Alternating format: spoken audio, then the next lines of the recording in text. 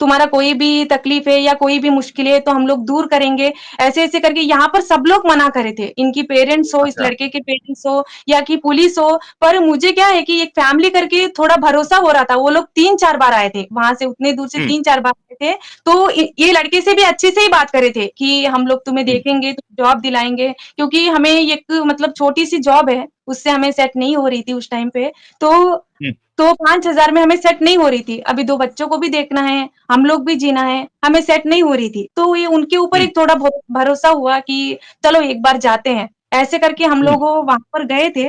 तो जाने के बाद में पूरी सिचुएशन पूरी बदल गई है कि मतलब इस लड़के को और मुझे अलग करने के लिए हमारी जो आगे वाली लड़की है ना, उसको हुँ, वो लोग ले लिए हैं। अभी बोल रहे कि हम लोग तुम्हें वापस नहीं करेंगे, अगर तुझे जीना है तो जी। हुँ। अच्छा, ये कभी हुआ है आपका मामला जो लड़की आपकी वो लोग ने छीन ली आपसे? एक 5 मंथ्स हुई है। अच्छा 5 मंथ्स तो आपने लीगल कोई हेल्प नहीं ली किसी से? मैं यहाँ पर पुलिस को भी बोली हूँ। हुँ, सॉरी सर। ओके।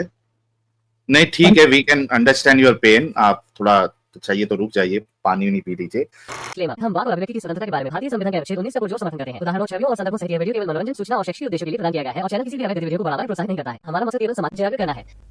जय हिंद दोस्तों, जिस तरह माफिया गैंग में घुसना आसान है पर उससे बाहर निकलना नामुमकिन है, ठीक उसी तरह इस्लामिक कल्ट में फंसना तो आसान है पर उससे बाहर निकलना बहुत ही मुश्किल होता है।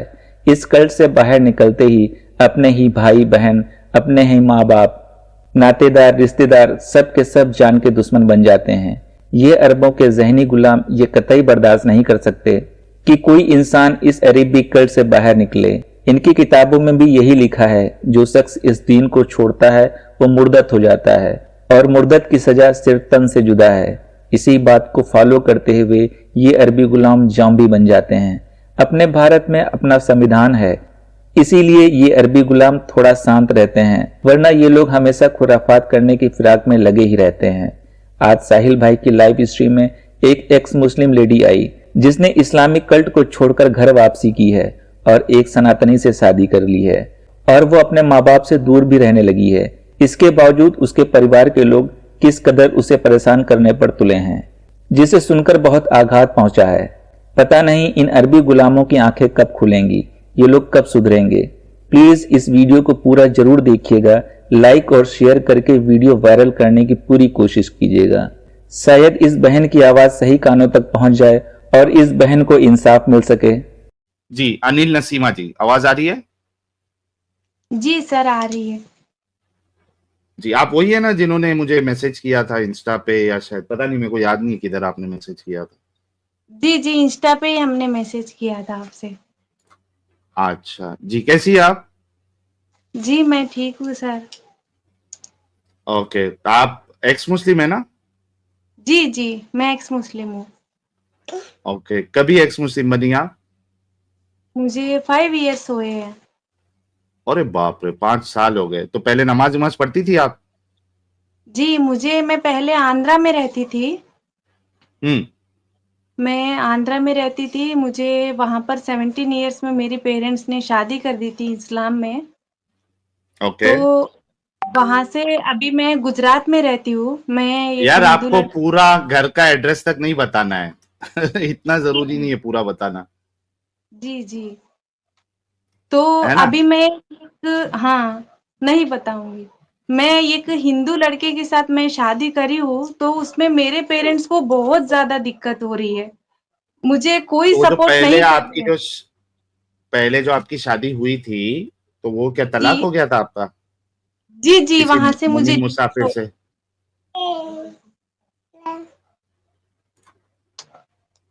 सर मेरी मेरी जी, आवाज़ आ रही है? आ रही है। मैं आपसे पूछ रहा था कि जो मोमिन मुसाफिर से आपकी शादी कराई गई थी, वो क्या तलाक जी। हो गया था आपका? जी, यहाँ पर मैं इस लड़के के साथ में आ गई थी, तो मुझे यहाँ पर हुँ। आने के बाद में मैंने डिवोर्स ले ली थी उनसे। अच्छा, अच्छा। आप नमाज़ें पढ़ती थी पहले? जी, पहले पढ़ती थी, अभी यहाँ पर मैं आ गई हूँ सनातन में, तो अभी हुँ, मैं पूजा-वूजा ही करती हूँ, कोई नमाज़ वो अभी मैं नहीं पढ़ती हूँ। अगर मेरे पेरेंट्स को क्या है कि इस लड़के की शादी करी हूँ, तो उनको बहुत ज़्यादा दिक्कत हो रही है, मेरे बारे में। अच्छा। अच्छा, लेकिन हम लोग नसीमा जी, मुझे नहीं पता आप कब से हमारा चैनल देख रही है, लेकिन कोई एक्स मुस्लिम आता है तो हम एक छोटा-सा उसका टेस्ट लेते हैं ताकि कंफर्म हो जाए कि आप पहले मुसलमान थे या नहीं थे। आपको जी, अपना दरूद इब्राहिम या फिर अत्तहियात आता है? मैं दर्द शरीफ पढ़ती हूँ। अच्छा, सुनाइए। औज़ु बिल्लाहि मिनश शैतानिर रजीम बिस्मिल्लाहिर रहमानिर रहीम दर्द शरीफ अल्लाहुम्मा सल्ली अला सय्यिदिना शफीअना नबियना हबीबना व मौलाना मुहम्मदिन व बारिक वसल्लिम। अरे वाह! ये नमाज़ वाला दरूद इब्राहिमी नहीं आता है आपको? मुझे नमाज़ में उतनी आइडिया नहीं है अल्लाहुम्मा सर। सल्ली अला मोहम्मद। जी, अल्लाहुम्मा सल्ली अला सय्यिदिना शफीअना नहीं, ये नबियना नहीं, हबीब। ये तो बरेलवी लोग पढ़ते हैं। ये एक नमाज़ में जी, पढ़ा जाता है, अल्लाहुम्मा सल्ली अला मोहम्मद व अला आलि मोहम्मद, ये नहीं आता आपको? जी, मैं नमाज़ में तो यही सूरे पढ़ती हूँ, मतलब उतनी मुझे मतलब जो सूरे मुझे मेरी मम्मा ने सिखाया है, हुँ। तो उतनी सूरे यही हाथी मैं आता है आपको? जी, सूरे हाथी आता है? सूरे हाथी, अलम तरा कैफ़ा? अलम तरा कैफ़ा, मुझे उतनी आइडिया नहीं है सर अलम तरा क्योंकि कैफ़ा फ़अल रब्बुका? मुझे उतनी आइडिया नहीं है। कौन-सा सूरा आता है? आप नमाज़ में तो बिना सूरे के तो आप नमाज़ नहीं पढ़ सकती थी। कौन-सा सूरा आता नहीं, है आपको? अलहम का सूरा पढ़ती हूँ मैं, अलहम का सूरा कौन-सा? पढ़ती हूँ, अलहम का सूरा अलहम के पढ़ती हूँ। बाद अलहम के जी, बाद एक और सूरा ऐड करना पड़ता है ना? तो अलहम के अलावा कोई सूरा आता है? जी, अलहम के बाद सर हुँ। मुझे अभी थोड़ा भूल गई हूँ, क्योंकि मेरी माइंड पूरी मेरी लड़की के इसमें रह गई है, क्योंकि कुरान उतनी ये पढ़ना नहीं। सीखे थे आप? जी, क्या बोल रहे हैं? कुरान पढ़ना सीखे थे, अरबी पढ़ना? जी, थोड़ा बहुत सीखी थी मैं। अगर मैं कुरान सामने लेके आऊँ, पढ़ पाएँगी आप? जी, पढ़ पाऊँगी ज़रूर। ओके, मैं लेके आता हूँ। जी, क्योंकि देखिए, मैं पूरी कोशिश कर रहा हूँ कि एक आपने ठीक है, दरूद इब्राहिमी तो वो दरूद तो आपने सही पढ़ा हुआ है, लेकिन कैसा है कि एक और थोड़ा वेरिफिकेशन और हो जाए ताकि किसी को ये नहीं लगे कि हम जो है ना वो फेक लोगों को बुलाते हैं। जी, जी, जी, जी, जी। जी, आपके सामने कुरान की आयत है, पढ़ दीजिए। वइज़ क़ाला इब्राहीमु रब्बि अरीनी कैफ़ तुह्यिल चले पास, मौता। पास, पास, का pass, pass, pass, pass. Thank you, thank you. अब देखिए अब क्या होगा कि अब जी, जो हमारे ऊपर इल्ज़ाम लगाते हैं ना, हमने 50,000 रुपया दे के बुलाया, हमने फेक लोगों को जी, बुलाया, तो वो जी, तबाह हो जाता है उनका। इसी वजह से हम थोड़ा-सा टेस्ट लेते हैं। तो ठीक है, जी। क्या हो गया था आपका, आप बता सकती हैं अपनी बात। सर मैं अभी गुजरात में रहती हूँ, अच्छा, यहाँ थोड़ा पर। प्राइवेसी का फिर ख्याल आप रखें अपना। लोकेशन बता दी फिर आप प्राइवेसी लोकेशन का बता ख्याल दी। रखें, कोई ऐसी बात जी, ना बताएं दिक्कत जिससे आपकी हाँ, प्राइवेसी लीक हो। हाँ, हाँ। मैं एक हिंदू लड़के के साथ शादी करी हूँ सर, अभी 5 साल क्यों पहले। लेकिन इस्लाम में क्या प्रॉब्लम लगा था आपको जो आप हिंदू लड़के के साथ चली गई, इस शादी कर ली? इस्लाम में मुझे 17 इयर्स में मेरी पेरेंट्स ने शादी कर दी थी। मुझे नहीं पसंद थी हुँ, क्योंकि उस टाइम पे मेरी पढ़ाई चल रही थी। तो मैंने उनको हुँ, मना भी करी थी कि आप हुँ, मुझे अभी मत करो शादी, मुझे नहीं पसंद है वो लड़का, तो मुझे दूसरी हुँ, शादी मैं कहीं कभी भी कर लूँगी। तो उन्होंने नहीं हुँ, मानी थी, ज़बरदस्ती से मेरी 18 साल करके लिखवा के तो मुझे शादी कर दिए थे। तो उसके बाद में हुँ, मैं 9 साल तक वहीं पर थी, उसी घर में थी जो हुँ, जिसने उन्होंने शादी किया था। तो मैं वहीं पर हुँ, थी। एक 5 साल के बाद में मुझे वहाँ से एक लड़की पैदा हुई थी। तो हुँ, वो लड़की अभी मेरी 6 साल की है अभी। तो हुँ, मैंने 5 साल के बाद में वो लड़की पैदा हुई थी, तो उन्होंने अच्छा नहीं देख रहे थे, कोई भी चीज़ को। अभी एक हुँ, वाइफ़ को जैसा ट्रीट करते हैं कि मेरी वाइफ़ को चीज़ मैं ये बात बताऊँ या उसको मैं ये चीज़ खरीदूँ या उसको ये बात बतानी है, मुझे बोलनी है, ऐसे करके कुछ भी नहीं ये करते थे। तो मैंने मेरी हुँ, पेरेंट्स को बताई थी कि मुझे इस तरह की प्रॉब्लम है, तो मेरी प्रॉब्लम को सॉल्व करो, मैं बहुत ज़्यादा हुँ, परेशानी उठा रही हूँ। तो वो लोग कुछ भी नहीं मानते थे, कोई भी चीज़ को। तो फिर मैंने एक 5 साल के बाद में मुझे लड़की होने के बाद में मुझे अभी जो शादी हुई है, जिससे मैं अभी हुँ, शादी करी थी, हिंदू धर्म के लड़के से मैं शादी करी थी, तो हमारी हुँ, जो एक लाइव जो सॉन्ग लाइव चैनल होती है ना, तो उससे मैं हुँ, ये लड़के से बात करी थी। तो हम लोग 1 हुँ, साल पूरा वहाँ पर मैं रहती थी, तो इस्लाम में ही रह के मैं 1 साल पूरा ये लड़के से बात करी थी। उनको मैंने हुँ, बताया भी था कि हुँ, मेरी क्योंकि वहाँ पर मुझे कोई नहीं समझ रहे हैं, तो अभी मुझे किसी हुँ, का सहारा तो चाहिए। तो फिर मैंने हुँ, इस लड़के को बताया कि मेरी इस तरह की प्रॉब्लम है, मेरी पेरेंट्स भी नहीं समझ रही है, जो मेरे से शादी हुई है वो भी नहीं समझ रहे हैं, तो अभी मैं क्या करूँ? किधर भी नहीं जा पा रही हूँ। हुँ, ऐसे करके मैंने बताया था तो उन्होंने बोला कि देखो मैं अभी तुम्हारी शादी हुई है, तुम्हारी लड़की भी है, अभी मैं तुम्हें पसंद करता हूँ, अभी तुम पसंद करता हूँ, तुम यहाँ पर अगर आती हो मेरे साथ में, तो मैं तुमसे ज़रूर शादी करूँगा। ऐसे करके इन्होंने बताया था, तो मैं वहाँ पर ही बिना डिवोर्स के यहाँ पर आ गई थी। तो यहाँ पर हुँ। आके मैंने इस लड़के से शादी करी, आपका सब कुछ चैनल भी है? जी, हमारा चैनल भी है। हमने अभी मैरिज होने के बाद में हुँ, अनिल नसीमा व्लॉग्स हमने मैरिज होने के बाद में हमारा अभी एक लड़का भी है, तो हमने अभी बनाया है, 3 महीने हुए हैं हमें बना के, अच्छा मतलब क्योंकि हमारे साथ आप में फिर कैमरा ऑन करके भी बात कर सकती है मतलब, क्योंकि आप जी, उसमें ज़रूर बात वीडियो जी, तो आप कैमरा ऑन कर सकती है इफ अगर प्रॉब्लम ना हो तो?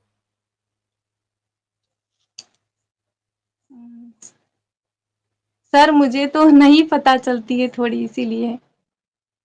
अच्छा उधर देखिए आप नीचे अगर आपको प्रॉब्लम नहीं है क्योंकि मैं देख रहा हूँ अभी आपका किसी ने कहा कि आपका चैनल भी है तो मैंने जाके देखा तो उसमें आप कैमरे के साथ आपने और आपके हस्बैंड ने वीडियो बनाई है नीचे देखिए उधर आपको म्यूट के बाद कैम बटन नजर आ रहा होगा उस पे आप क्लिक करेंगी तो कैमरा ऑन हो जाएगा आपका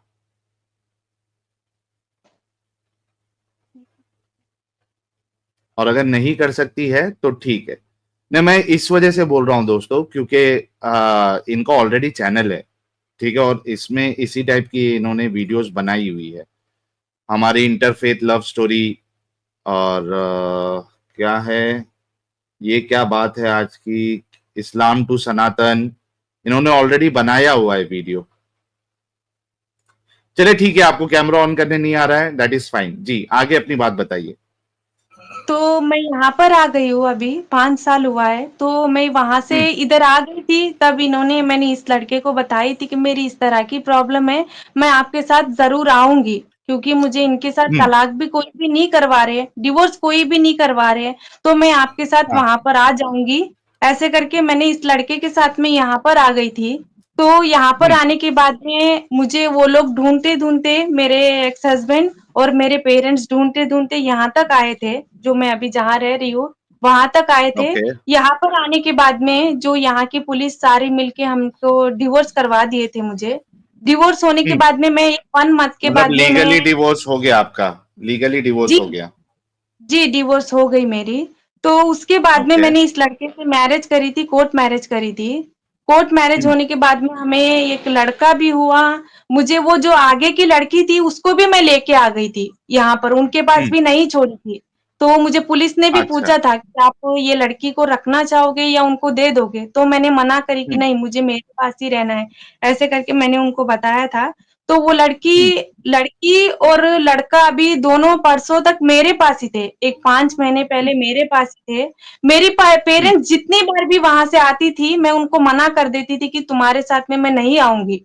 मैंने क्योंकि हम्म इस लड़के से शादी करी है, मैं अभी इस लड़के के साथ में रहना चाहती हूँ, अगर तुम्हें नहीं पसंद है, तो मैं वहाँ पर नहीं आऊँगी, ऐसे करके मैंने बताया था उनको।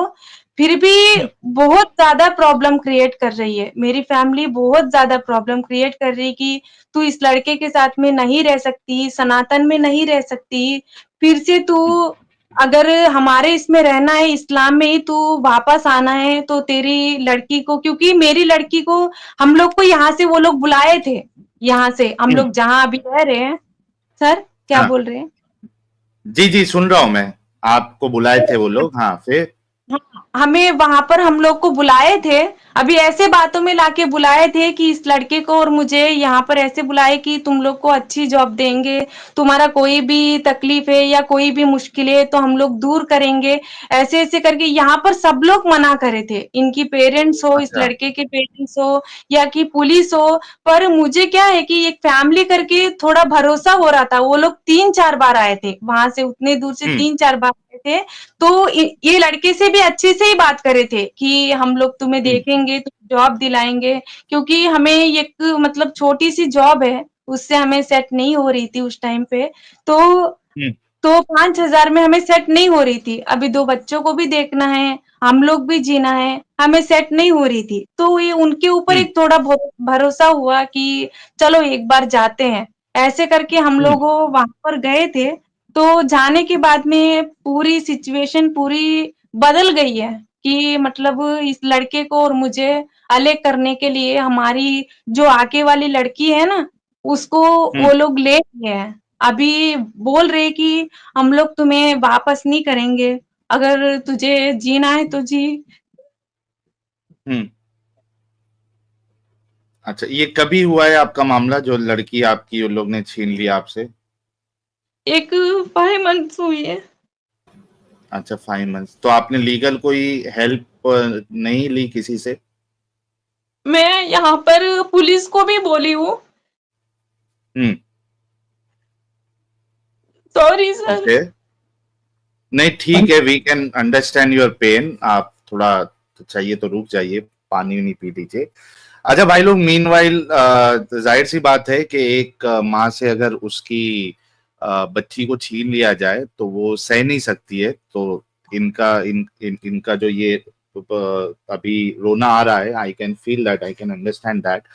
लेकिन यार दोस्तों, अगर मैं मेरे साइड से भी कोशिश करूंगा कि गुजरात में अगर कोई हिंदू ऑर्गेनाइजेशन है जिनसे इनको मैं कांटेक्ट करवा सकता हूँ, उससे करवाऊंगा। लेकिन आप में से कोई अगर गुजरात से है जो इनकी हेल्प कर सकता है, तो मुझे आप व्हाट्सएप पे कांटेक्ट करिए, ताकि इनका जो है ना, इनकी बच्ची इनको वापस मिल जाए। क्योंकि आप देखिए कि धोखेबाजी से एक तो इनके घर वालों ने इनको बुलाया कि हम आपको हेल्प करेंगे, और उसके बाद वहां जाने के बाद इनकी बच्ची को इनसे छीन लिया गया। तो it's very very sad and really really sad कि एक इंसान जो है वो धोखेधड़ी से काम लेकर इस तरीके का काम करे।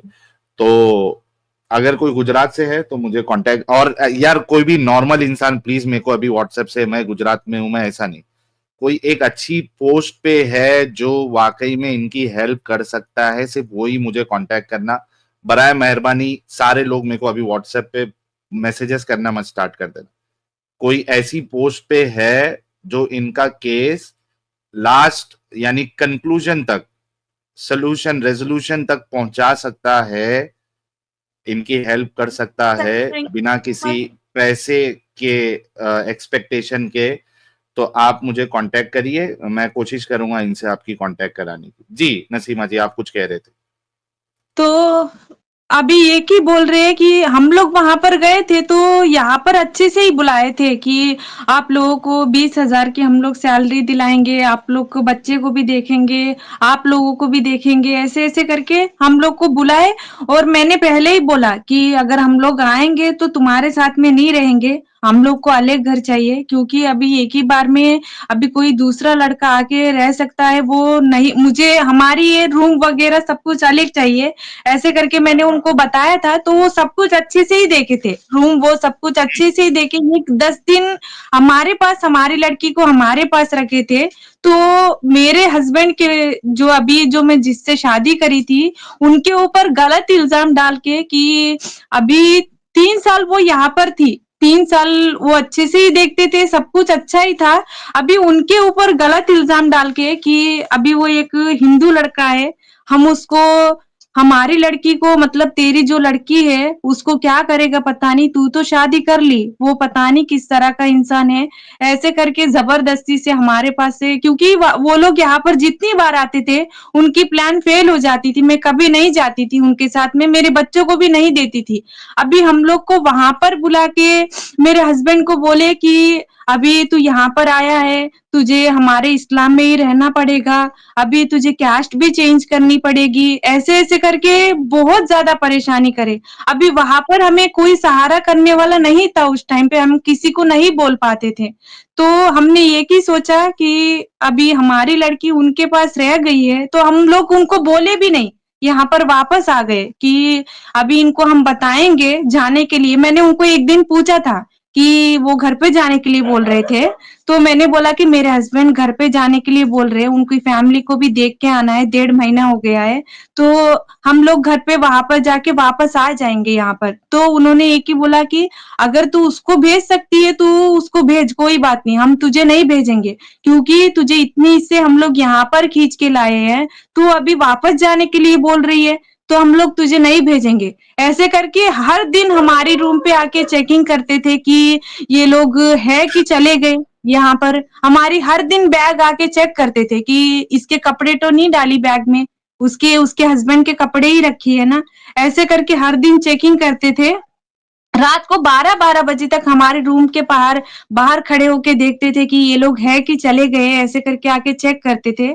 हम फिर भी एक दिन निकल गए वहां से, हमारी लड़की उनके पास रह गई, अभी हम लोग भी नहीं निकल तो पाएंगे आपकी ऐसे लड़की है, करके। जी नसीमा जी, ये जो आपकी लड़की है वो आपके एक्स हस्बैंड के पास है या आपके घर वाले जो आपके मॉम डैड है, अम्मी अब्बू नहीं है, मेरे उनके पास है? नहीं मेरे मॉम डैड के पास रह गई है सर। वो जो मेरे एक्स हस्बैंड थे उनसे तो कोई लेना देना नहीं है अभी। अच्छा, वो परेशान नहीं कर रहा है आपको अभी? नहीं, वो कोई परेशानी नहीं है, उनकी तो कोई परेशान नहीं है। अभी मेरी जो मॉम डैड है, उनका कोई मेरी वो बेटी के ऊपर कोई हक नहीं है, फिर भी वो लोग पता नहीं क्यों कर रहे हैं। अच्छा जी, तो अगर कानून के दायरे में इसको देखा जाए, अच्छा वो अभी आंध्रा में है क्या? आपके जो घर वाले हैं, आपके आपके अम्मी अब्बू आंध्रा में है? जी, जी, आंध्रा में है। अच्छा, तो यार इसमें देखो, जितना भी आपने बताया है, एक बार आपके एक्स हस्बैंड के पास होता बच्चा तो समझ में आता था कि यार चलो थोड़ा सा इसमें दिक्कतें हैं, पेचीदा है मामला। आपके माँ बाप का तो कोई हक नहीं बनता आपकी बच्ची के ऊपर। तो अगर वही कानून सर। की हाँ रूह से देखा जाए तो आपको आपकी बच्ची मिलना चाहिए। तो आपने आपने कंप्लेंट नहीं की वहां पे जी, आंध्रा में और यहाँ यहाँ पे पर आप रह रही है? हम लोग जो अभी यहाँ पर रहते हैं, अभी आंध्रा में तो क्या है, वो लोग ही कुछ भी कर सकते हैं, क्योंकि अभी आंध्रा में तो पुलिस तो कोई नहीं सुनती है। अभी मैं वैसे करके जो अभी मैं यहाँ पर रहती हूँ, यहाँ पर आके मैंने बोला था, मतलब जिस वो लोग मुझे डिवोर्स करवाए थे, जो लॉयर साहब है, जो पुलिस है, उनसे मैंने जाके बात करी थी कि मेरी इस तरह की सिचुएशन है, मेरी लड़की वहां पर रह गई तो मेरे से मदद करो। तो उन्होंने एक ही बोला कि देखो, अभी जो यहाँ पर तुम रहते हो वो स्टेट अलग है, वहां पर वो दूसरा स्टेट है, तो अभी यहाँ की पुलिस जाके वहां पर जाके लाने की तो बहुत दूर की बात है। यहाँ की देखो, तुम अगर कोर्ट में डालोगे भी तो भी वहां पर जाके आंध्रा में जाके वो जो पेपर नोटिस डालते हो आप लोग, वो एक्सपायर हो जाएगी या कैसे रहेगी पता नहीं। इससे अच्छा इससे अच्छा तुम लोगों को वहां पर ही तुम्हारी लड़की को रहने दो। हम लोग यहाँ से देखो, कोर्ट में अगर हम लोग डालेंगे तो हम लोग आप लोग की हेल्प करेंगे, डालेंगे, पर वो लोग यहाँ पर लाएंगे कि नहीं लाएंगे वो हम नहीं भरोसा कर सकते हैं। ये 50,000 तुम लोग हाथ में रखो, उसके बाद आना, ऐसे करके हमको भेज दिए थे। तो हम लोग अच्छा, थोड़ी आप एक हमारी काम छोटी करिएगा फैमिली है। जी नसीमा जी, आप एक काम करिएगा। अच्छा, इसको जी हम लोग है ना अलग से वीडियो डालेंगे दोस्तों, और जब ये वीडियो अपलोड होगा, इस वजह से इसको मैं शॉर्ट रखता हूँ ताकि बड़ी लंबी वीडियो ना बन जाए, क्योंकि जो मेन मुद्दा है वो तो आ गया है। ठीक है, तो इसको हम शॉर्ट रखेंगे और इसको मैं अलग से डालूंगा। दोस्तों, जब ये वीडियो अपलोड होगी तो बराए मेहरबानी इसको वायरल करिएगा ताकि इनको इंसाफ मिले और इनकी बच्ची, क्योंकि ये सीरियसली तो मैं, अगर इनके माँ बाप के पास है तो उनका तो कोई हक नहीं बनता, ये किडनैपिंग है बच्चे की।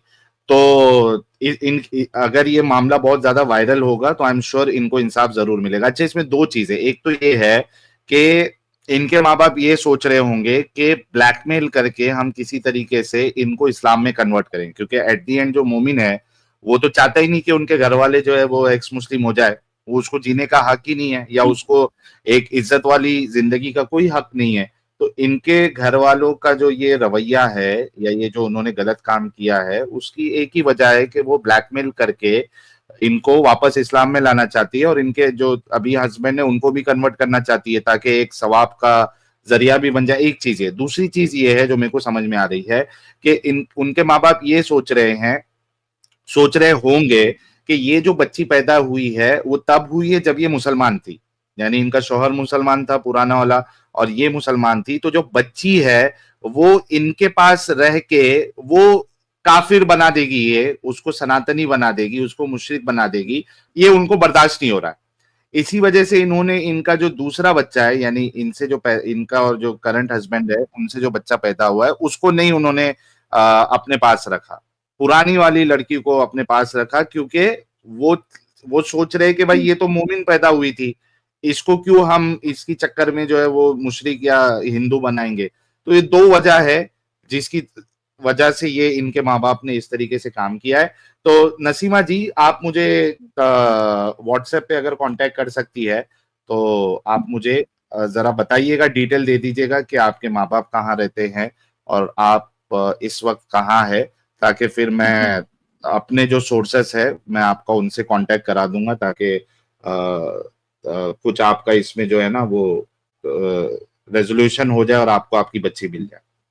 जी, जी, ज़रूर मैं, क्योंकि अभी उनको एक ही है सर, मेरी जो एक बड़ी बहन है उसको बच्चे नहीं हैं, तो उसको भी क्या है कि मुझे मम्मा करके बुलाने करा के उसको मम्मा पापा करके उनके हस्बैंड के, जो मेरी बहन के हस्बैंड को और उसको दोनों को मम्मी पापा करके बुलाने करा रहे कि ये तेरी मम्मी है और ये तेरे पापा है।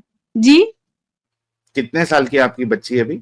अभी वो 7 इयर्स की हो जाएगी। अभी फरवरी में 7 इयर्स की हो जाएगी। 7 इयर्स तक तो बच्चे को, अभी चूंकि 5 महीना पहले ही उन्होंने लिया है, ये इस तक तो बच्ची को समझ में आ जाता है कि ये मेरे माँ बाप जो है वो असल माँ बाप नहीं है, और मेरे जी, असल माँ जी। बाप जो माँ है वो तो जिसके साथ मैं रह रही थी ये आप है।